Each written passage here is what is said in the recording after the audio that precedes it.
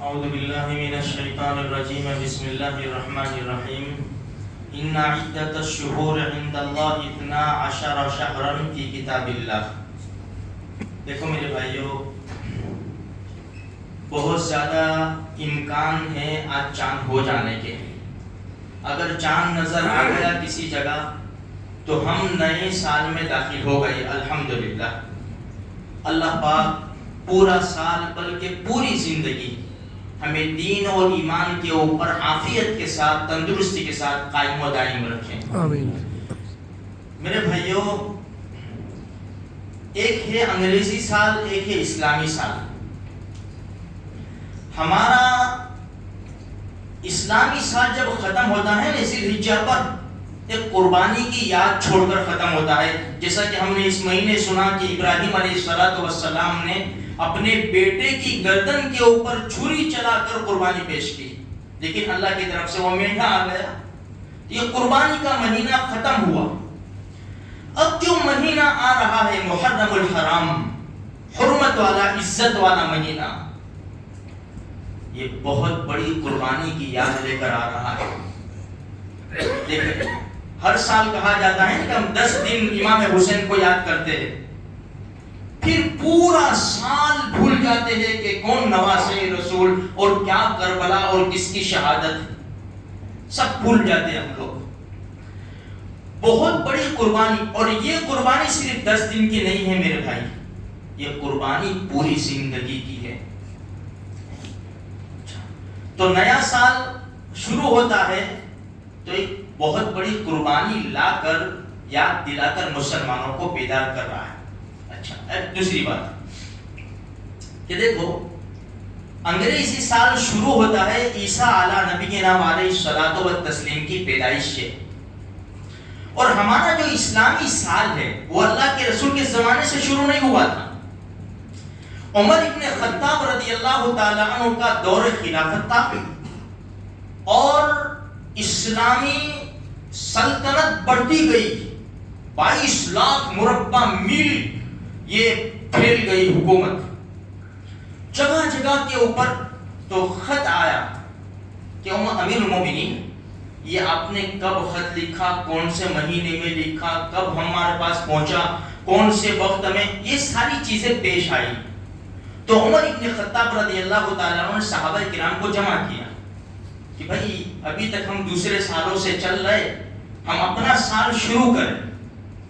تو مختلف رائے آئے. اس میں ایک رائے یہ آئی کہ ربیع الاول کے مہینے سے اور اللہ کے رسول کی پیدائش سے ہم اپنی سن کا آغاز کریں، سال کا آغاز کریں. اب یاد رکھو میرے بھائیوں، فوراً اس کو ہٹا دیا گیا کہ نہیں، ہمارے اور ان میں فرق کیا رہے گا.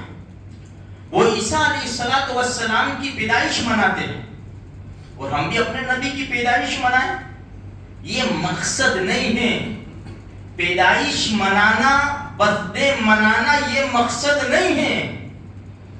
دیکھو میرے بھائی، اچھے اچھے لوگ آج برتھ ڈے مناتے ہیں. اب اللہ کے رسول کا برتھ ڈے منایا جاتا ہے اور ان کی طرف سے کیک کاٹا جاتا ہے، ہم کس سے شکایت کریں گے؟ لیکن ایک بات یاد رکھو، یہ تو خیر ہمیں عمر بتائی نہیں جاتی کہ کتنی عمر لے کر آیا ہے. ایک بچہ پیدا ہوا اور ساتھ میں بتا دیا گیا کہ اس کی 10 سال کی عمر ہے، 10 سال بعد یہ مر جائے گا. اب جب سال پورا ہوگا تو کون سی دنیا کی ماں اس کا برتھ ڈے منائے گی؟ اب تو ماتم کرے گی، 1 سال ختم ہو گیا، اب تو نویں باقی رہ گئے. پھر دوسرے سال کا ہوا، برتھ ڈے نہیں، ماتم، رونا دھونا، پیٹنا چلانا. اب اس کے تو 8 ہی سال باقی رہ گئے. یہی ہوا نا. تو میرے بھائیوں، ہم کس بات کا برتھ ڈے مناتے ہیں اور خوشی مناتے ہیں؟ وہاں سے زندگی چلی اور یہ قبر ہے. بچہ اور ہم لوگ جس طرح آگے بڑھتے ہیں نا تو قبر کی طرف جا رہے ہیں. ہمارے پاس ایسے اعمال ہے کہ ہم خوشی منائیں قبر میں جانے کی؟ ہمارے پاس ایسے اعمال؟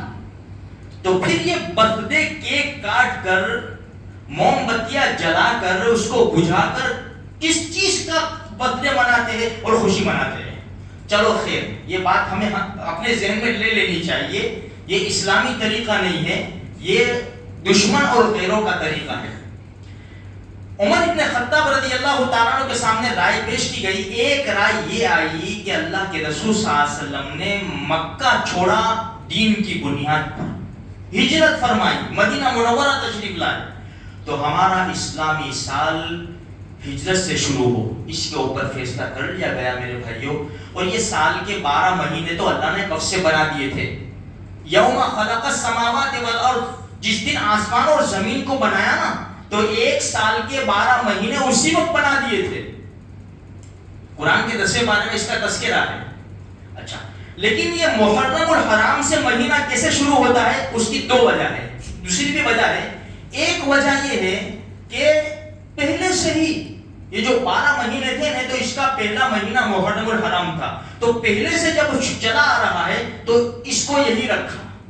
دوسری سب سے بڑی وجہ یہ ہے کہ بھائی جو لوگ حج کرنے جاتے ہیں نا، حج کر کے جب واپس آتے ہیں تو محرم کے قریب قریب آ جاتے ہیں حج کر کے واپس۔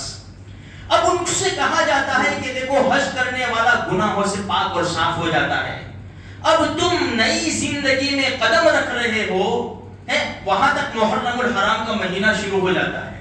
تو فرمایا کہ اب سال بھی نیا شروع ہوگا، تمہاری زندگی بھی نئی شروع ہوگی، تو اب تمہیں خیال کرنا چاہیے کہ بھائی اپنی نئی زندگی نئے سال میں اچھی طرح سے گزارے۔